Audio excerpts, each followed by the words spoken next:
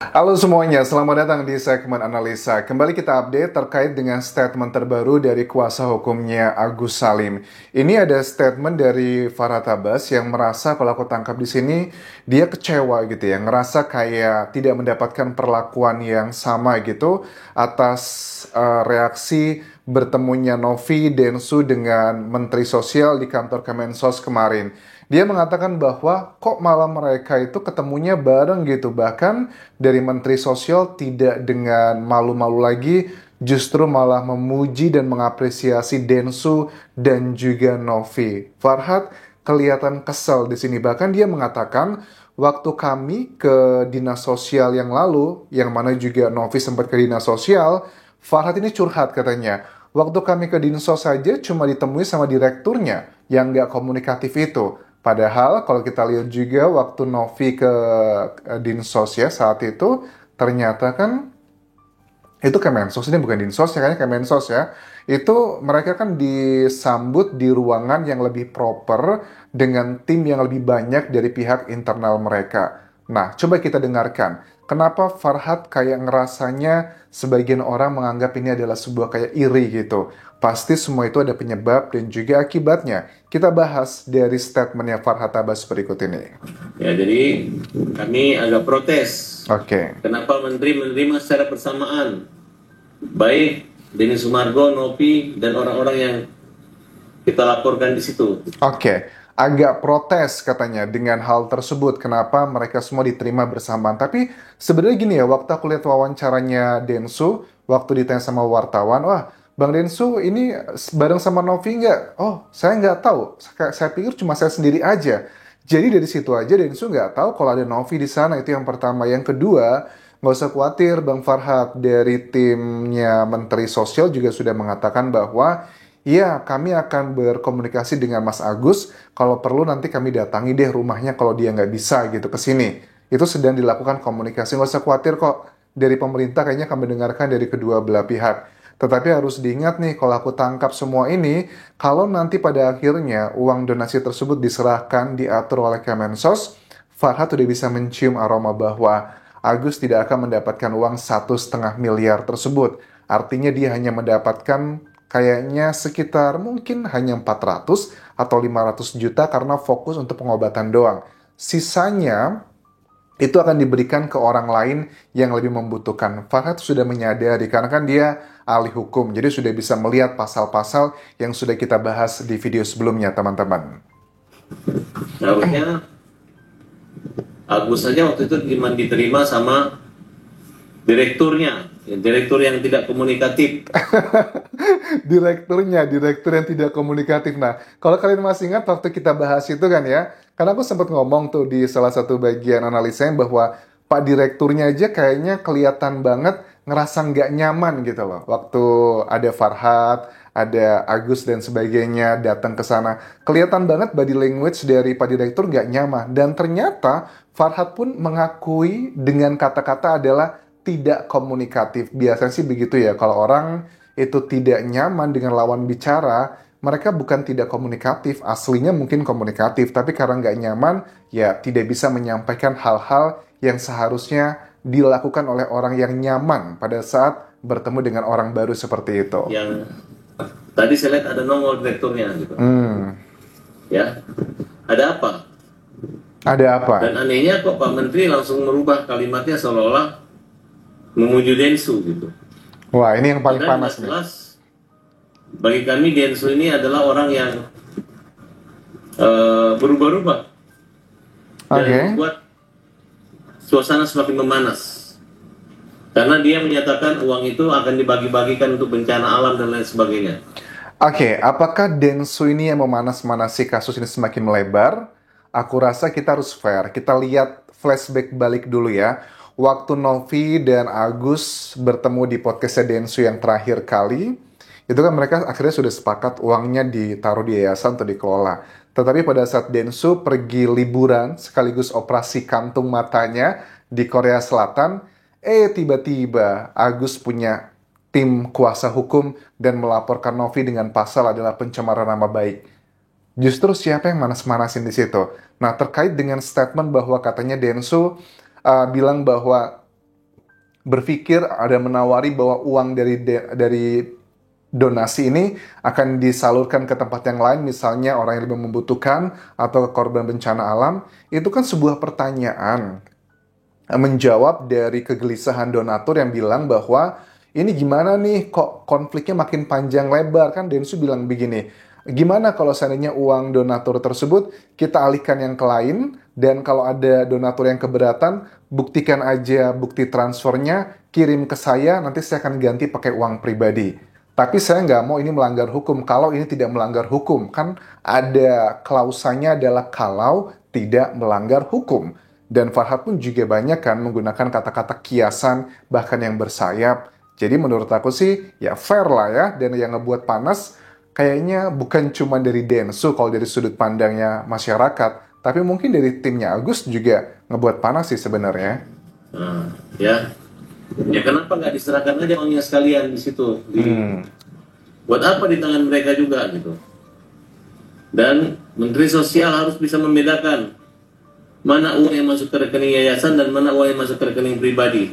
Nah, ini sebenarnya tantangan yang bakal kayak bumerang bagi timnya Agus. Kan dibilang tadi katanya, kenapa nggak sekalian diserahkan aja uangnya di sana? Ya, aku tangkap ini bakal diserahkan uangnya ke Kementerian Sosial, dan Agus kalau mau pakai harus reimburse. Dan kalian tahu, Agus sepertinya tidak akan mendapatkan 1,5 miliar tersebut. Dan di tangannya Agus kan sudah ada 200 juta nih. Terus dikembalikan berarti plus nanti ditambah dengan uang donasinya yang berasal dari timnya Novi kan ya, 35 juta, itu juga harus dikembalikan. Artinya apa? Biayanya paling cuma sekitar 500 juta untuk kebutuhannya Agus, dan 1 miliarnya Agus sepertinya harus gigit jari karena kehilangan tersebut, teman-teman. Saat ini 1,3 miliar uang itu adalah masuk ke rekening pribadi dan ditakut-takutin lah si Agus ini, sehingga sekarang digunakan uang itu tidak bisa. Uang itu ada di tangan Yayasan Novi. Oke. Tapi untuk Kementerian Sosial juga pasti akan tunduk dengan hukum pengadilan, karena juga dari tim koordinator untuk perwakilan donatur juga sedang mengajukan ini ke pengadilan perdata, yang artinya tergantung dari pengadilan perdata nanti putusannya seperti apa. Ya, kalau memang pengadilannya hakim nanti mengatakan 100% uangnya buat Agus, ya udah dari pihak Kementerian Sosial tidak bisa melakukan apapun karena itu kan sudah putusan ingkrah. Begitupun juga sebaliknya, kalau pada akhirnya dari hakim memutuskan bahwa uang untuk Kak Agus hanya untuk pengobatan doang, ya nggak bisa apa-apa lagi karena sikapnya itu sifatnya hanya menjalankan. Nah, dalam keterangan konferensi pers ini pun Farhad itu meminta bantuan gitu ya, meminta tolong gitu ya untuk presiden atau wakil presiden, temuilah Agus katanya. Masa sih Pak Presiden mau ngurusin hal beginian? Karena kan yang orang susah di Indonesia tuh banyak, nggak cuman Agus, dan banyak juga yang lebih layak lah menurut aku dibandingkan Agus. Karena Agus sudah dapat banyak bantuan, timnya kuasa hukumnya aja udah ngasih berapa aja? 50 juta. Yang pertama itu kan ya dari Pak siapa? Pak Krisnamurti. Habis itu dikasih uang juga yang $700 buat beli AC loh. Terus ditambah lagi dengan perintilan-perintilannya, ditambah 35 juta dari Yayasan Novi, ditambah ada sekian juta dari uang pribadinya Densu, ditambah lagi ada mungkin ya dari 200 juta yang uang donasi dari 1,5 miliar, dan masih banyak lagi. Aku rasa kalau di skala prioritas, apakah Presiden harus menemui Agus? Ya, itu adalah sebuah permintaan yang konyol nih. Mohon maaf sekali, banyak orang yang jauh lebih menderita dibandingkan Agus di sini. Minta sekali lagi Pak Presiden tolong bantu Agus. Wakil Presiden tolong bantu Agus. Kalau perlu Wakil Presiden atau Presiden datangin rumahnya Agus. Kayak presiden-presiden di luar negeri. Didatangin rumah orang miskin. Apakah kalian setuju dengan permintaan dari Farhad, Pak Presiden, Wakil Presiden, kalau perlu datangi rumah Agus? Aku sih boleh-boleh aja, tapi kan dengan waktu yang terbatas, skala prioritas lah. Menurut aku lebih baik ke orang yang benar-benar lebih membutuhkan dan tidak mendapatkan bantuan sama sekali lebih banyak sepertinya.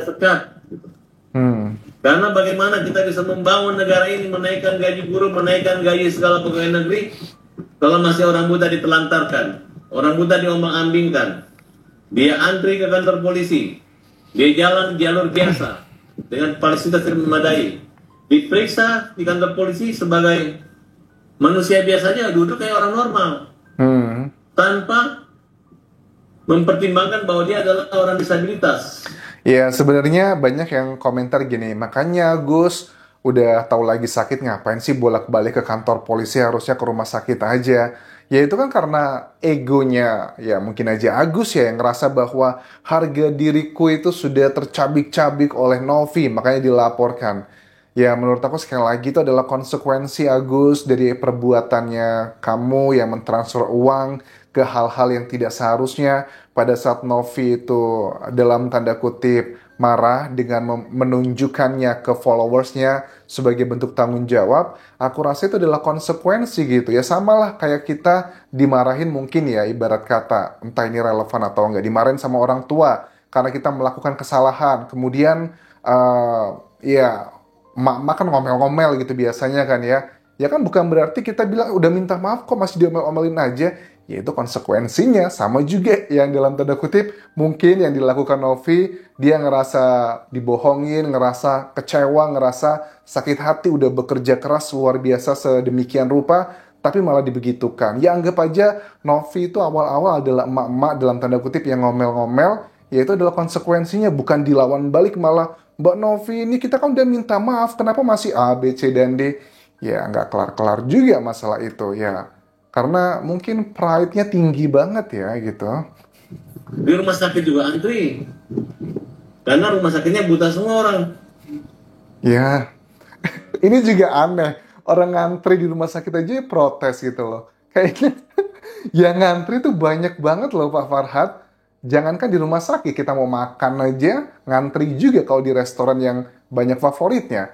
Ya, kalau mau mendapatkan jalur VIP ya harus jadi orang spesial dulu gitu. Dan kepedulian pemerintah sama orang buta saat ini masih kurang. Oke, ini aku setuju kalau bagian ini. Ya. Padahal menurut saya kalau Pak Menteri foto dengan Agus, mungkin wartawannya lebih banyak lagi di berita luar negeri. Betul nggak? Endorsement banget ini. Mereka paling yang TikTok aja yang masukin.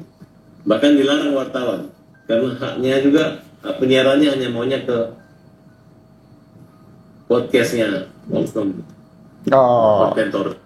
Ini mau nyindir Densu ya terkait dengan apa kayak hak siar gitu buat podcastnya Densu gitu. Padahal kan terkait dengan isu tersebut Densu udah mengklarifikasi itu nggak benar. Waktu terjadi, ingat nggak waktu ada mau perdamaian yang pertama kali ya.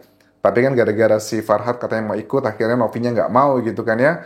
Kan dibilangin bahwa nggak usah bawa kamera dari timnya Novi ataupun timnya Agus, nanti yang nyuting adalah dari timnya Densu. Dan dia tidak akan menayangkan di channel YouTube-nya. Nanti akan diberikan kepada pihak masing-masing pihak kalau sudah terjadi kesepakatan perdamaian.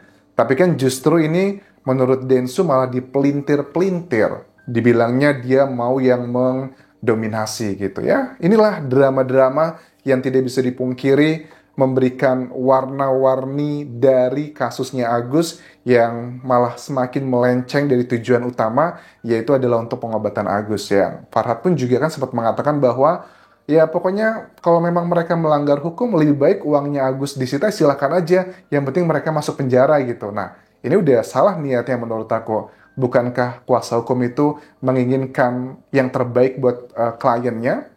Kan ada bagian-bagian yang ngerasa ini yang diperjuangkan kayaknya nih bukannya Agus, tapi kayak egonya masing-masing. Gitu nggak sih kalian ngerasanya? Sementara itu bisa aku update mengenai drama hari ini. Sampai ketemu lagi di video berikutnya. Tinggalkan like dan juga komen, subscribe channel YouTube ini, follow Instagram, Facebook pageku, dan juga akun TikTok di Anjasa Semara. Sampai jumpa.